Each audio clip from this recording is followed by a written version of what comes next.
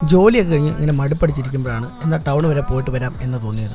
അവിടെ ചെന്ന് റീറ്റെയിലായിട്ടും ഹോൾസെയിലായിട്ടുമുള്ള എല്ലാ കടയിലും കയറി ഇറങ്ങി കുറേ സ്കെയിൽ മോഡൽ തപ്പി ഒന്നും ഇഷ്ടപ്പെടാതെ നിരാശനായിട്ട് ഇറങ്ങുമ്പോഴാണ് എന്നാൽ അടുത്തുള്ള ഫാൻസി ഷോപ്പിൽ കയറി ഒരു ഷവർ ജെൽ മേടിക്കാൻ തോന്നി. എന്നാൽ ഷവർ ജെൽ മേടിക്കാൻ ചെന്ന ഞാൻ കണ്ടത് ഷവർ ജെല്ല, പകരം രണ്ട് അടിപൊളി സ്കെയിൽ മോഡലാണ്.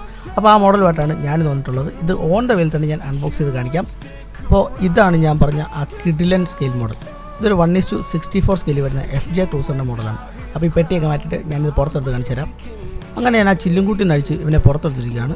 തീരെ ചെറിയ സ്കെയിലിൽ വരുന്നൊരു മോഡലാണെങ്കിൽ പോലും ഹെവി ഡീറ്റെയിലിംഗ് ആണ് ഇതിന് കൊടുത്തിട്ടുള്ളത്.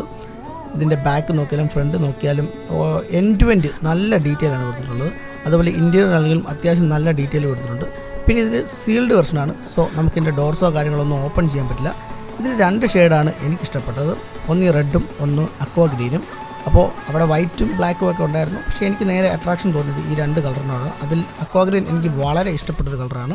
പിന്നെ ഇതിൻ്റെ ടയർ നോക്കുകയാണെങ്കിലും അലോയ് വീൽ നോക്കുകയാണെങ്കിലും എല്ലാം എൻഡ് ടു എൻഡ് നല്ല അടിപൊളി ഡീറ്റെയിൽ കൊടുത്തിട്ടുള്ള 2 വണ്ടിയാണിത്.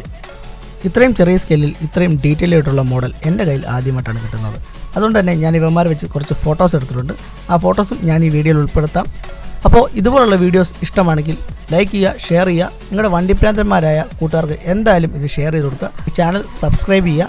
അപ്പോൾ പുതിയൊരു വണ്ടിയുടെ അൺബോക്സിംഗ് ആയിട്ട് വീണ്ടും കാണാം. അതുവരെ എല്ലാവർക്കും ബൈ.